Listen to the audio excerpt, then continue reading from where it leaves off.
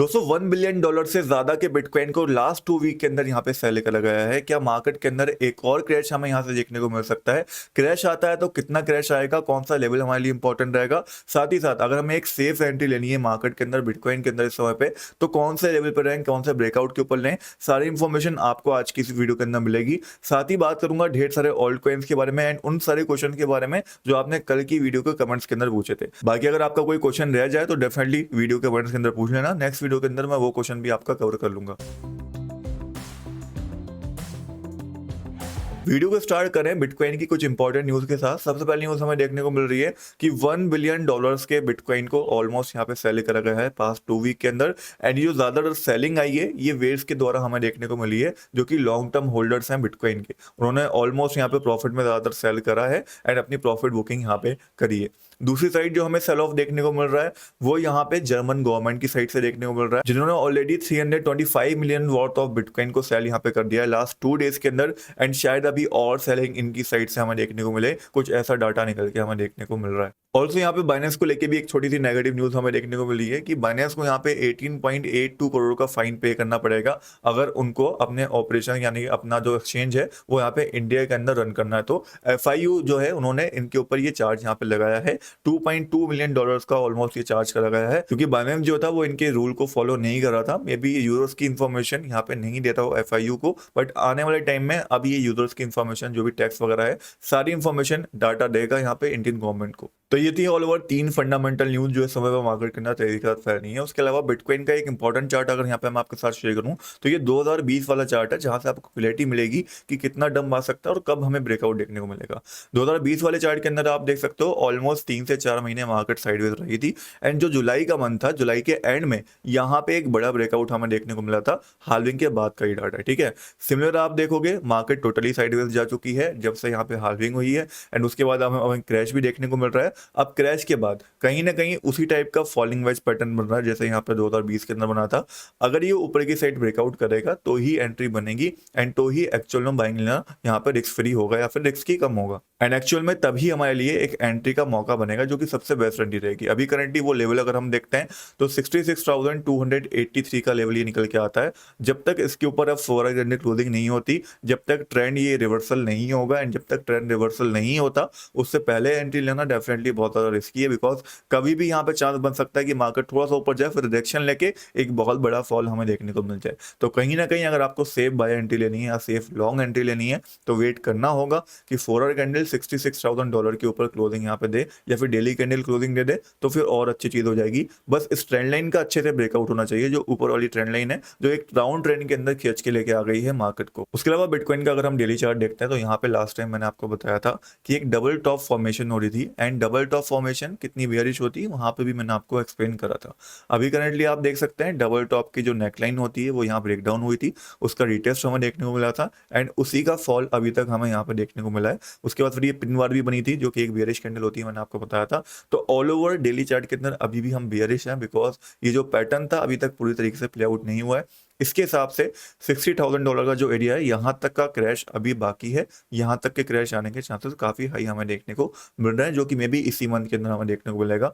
फिर शायद एक बड़ी रिकवरी जुलाई मंथ के अंदर हमें देखने को मिले। उसके अलावा अगर आप USDT डोमिनेंस भी देखते हो तो उसने यहाँ ब्रेकआउट कर दिया ऊपर की साइड एंड जो सपोर्ट लेवल था उसके ऊपर इस समय पे रिक्लेम कर लिया उसको। अब यहाँ पे अगर USDT डोमिनेंस इसी तरीके से परफॉर्म करता है ऊपर की साइड जाता है तो BTC के अंदर हमें यहाँ पे फॉल देखने को मिलेगा। एंड वो फॉल जो होगा वो $60,000 तक का मैं एक्सपेक्ट लेके चल रहा हूँ अभी, बिकॉज लास्ट टाइम भी इसी लेवल से हमें जंप देखने को मिला था। सो होपफुली उम्मीद यही रहेगी कि इस लेवल से हमें जंप देखने को मिल जाए, लेवल ब्रेकडाउन इस बार नहीं हो। बाकी बिटकॉइन का अगर आप वीकली चार्ट भी देखते हो तो यहाँ पे भी एक डबल टॉप की फॉर्मेशन हमें देखने को मिली है, जहाँ पे इंपॉर्टेंट लेवल वही निकल के हमारे पास आता है विच इज $60,000, जहाँ से एक रिवर्सल की उम्मीद काफी ज्यादा हमें रहेंगी। बाकी ऑल ओवर मेरी ट्रेड मैंने आपको कल भी बताती थी कि मैंने बिटकॉइन के अंदर शॉर्ट कर लिया है एंड शॉर्ट करने के बाद जो मेरा स्टॉप लॉस है अभी के लिए फिलहाल वो मेरा यहाँ पे विच इज $800। नाउ नेक्स्ट बात करते हैं आप लोग के क्वेश्चंस के बारे में जो आपने कल की वीडियो के कमेंट्स के अंदर पूछे थे। एक एक करके सारे कॉइन्स के बारे में बात करता हूँ।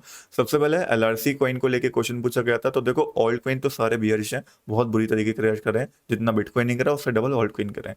अभी ऑलमोस्ट सब बॉटम पे मिल रहे हैं। यहाँ पे बाइंग करते हो तो लॉन्ग टर्म में रिटर्न बना सकते हो सकता है शॉर्ट टर्म में और लॉस में चले जाओ, but in the long term आपको अच्छी रिकवरी मिल सकती है। अगर आपको लॉन्ग टर्म में बड़े गेन लेने हैं तो आपको रिस्क लेना पड़ता है लॉन्ग टर्म को देखते हुए, एंड उसी रिस्क को हम एक्यूमुलेशन भी बोलते हैं एक तरह से। तो अभी जो टाइम है वो एक्यूमुलेशन का, यानी कि हमें जो इन्वेस्टमेंट करना है वो 10% करके करना है, एक बार में बिल्कुल भी नहीं करना है, एंड वही इन्वेस्टमेंट करना है जिसको आप लॉन्ग टर्म में होल्ड कर सको।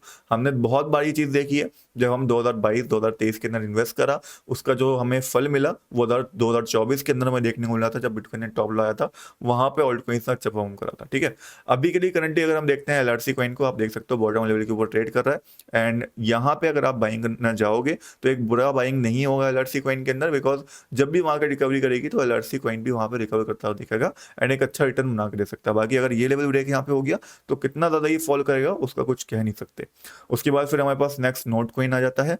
नोट कॉइन के अंदर कल मैंने आपको बताया था नोट कॉइन का इंपॉर्टेंट लेवल ये वाला रहेगा, विच इज 0.011658 का। यहाँ तक अगर प्राइस आया तो एक अच्छा जंप हमें इस कॉइन के अंदर देखने को मिल सकता है, एंड यहाँ पे ही मेरा लिमिट बाय ऑर्डर प्लेस मैंने कर रखा है।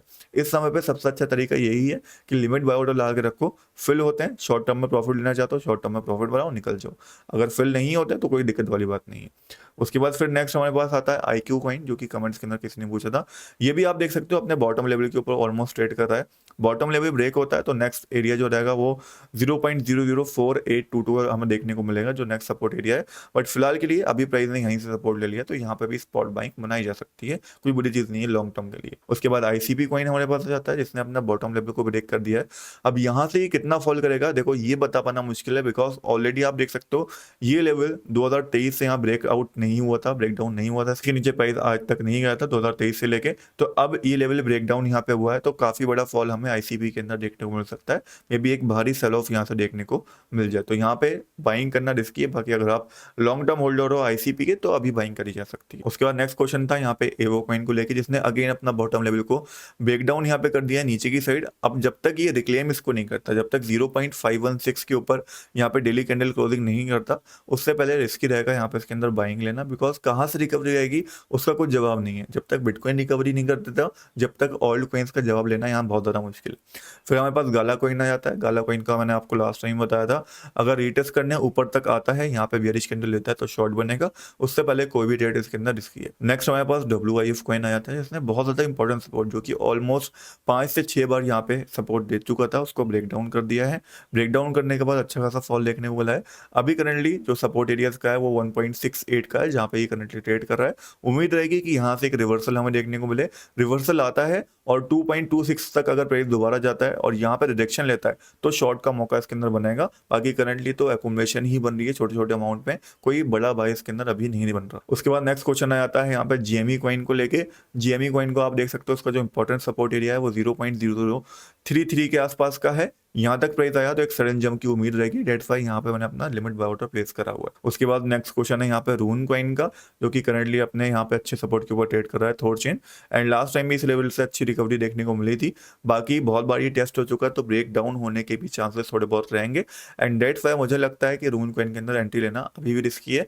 जब तक ये अपने प्रीवियस हाई को यहाँ पे ब्रेक नहीं करता तब तक यहाँ पे रिस्की रहेगा इसके अंदर भी एंट्री लेना। ये ट्रेंड लाइन है जिससे रिजेक्शन बार बार हमें देखने को मिल रहा है रून के अंदर। उसके बाद फिर नेक्स्ट हमारे पास आ जाता है यहाँ पे नियर प्रोटोकॉल, इसके अंदर अच्छा जंप आया था बट करंटली थोड़ा बेयरिश देखने को मिल रहा है। बाकी नेक्स्ट जो एरिया नियर कॉइन के अंदर रहेगा जहां से एक बड़ा जंप देखने को मिल सकता है, या जहां पे लिमिट बाय ऑर्डर हम प्लेस कर सकते हैं, वो है 3.548 का, जहां से लास्ट टाइम आप देख सकते हो बहुत अच्छी वीक के बाद एक अच्छा जंप देखने को मिला था, एंड डेट्स वाई इस लेवल के ऊपर मेरा लिमिट बाय ऑर्डर है। यहाँ से एक जंप की उम्मीद मैं करूंगा नियर प्रोटोकॉल के अंदर। उसके बाद नेक्स्ट है मांटा कॉइन, जो बहुत ज्यादा बुरी तरीके से क्रैश करा है। मांटा जब तक 1.383 इस लेवल को मेंटेन नहीं करता, इस लेवल के ऊपर दोबारा डेली कैंडल क्लोजिंग नहीं देता, उससे पहले एंट्री लेना रिस्की रहेगा।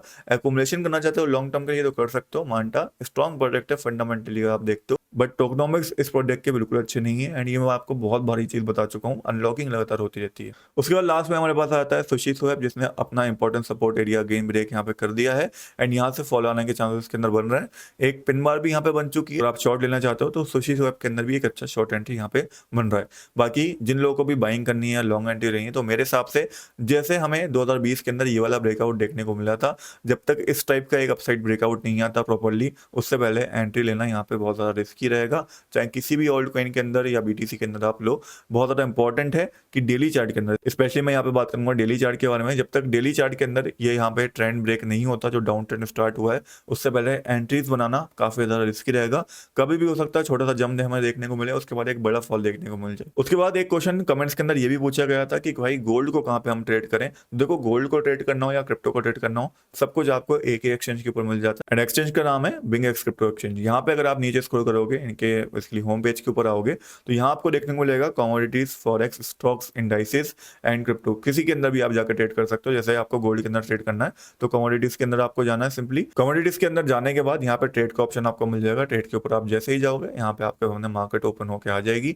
यहाँ पे देख सकते हो ये एल्यूमिनियम का चार्ट यहाँ पे चल रहा है, इसको आप यहाँ पे सर्च कर सकते हो गोल्ड, ठीक है। उसके बाद आपको यहाँ पे गोल्ड का चार्ट मिल जाएगा। अब आप गोल्ड के अंदर लॉन्ग शॉर्ट अपना ले सकते हो, अपनी पोजीशन यहाँ पे बिल्ड कर सकते हो, एंड इजीली ट्रेड कर सकते हो जैसे क्रिप्टो के अंदर करते हो, सिमिलर उसी तरीके से गोल्ड के अंदर। तो बिंगएक्स के ऊपर अकाउंट बना लेना, लिंक आपको मेरे डिस्क्रिप्शन बॉक्स के अंदर मिल जाएगा। बाकी इसके रिलेटेड ट्यूटोरियल जो होंगे कैसे आपको ट्रेड करना है, वो आपको यूट्यूब के ऊपर बहुत सारे मिल जाएंगे, वहां से जाके आप चेकआउट कर सकते हो। मेक श्योर जो डिस्क्रिप्शन में लिंक दिया है उसी से जाके यहाँ पे अकाउंट बनाना, ताकि आपको एक्स्ट्रा बोनस मिल पाए। बाकी आज की वीडियो ये अपडेट था, नेक्स्ट वीडियो के अंदर जल्दी मिलेंगे। लेटेस्ट अपडेट अगर आपको टाइमली चाहिए, सो मेक श्योर टेलीग्राम को ज्वाइन करके रखना। टेलीग्राम का लिंक आपको मेरे डिस्क्रिप्शन बॉक्स के अंदर, मेरे बायो के अंदर, दोनों के अंदर मिल जाएगा, जहाँ पे फ्री में आपको ट्रेड्स टाइमली मिलती रहती हैं।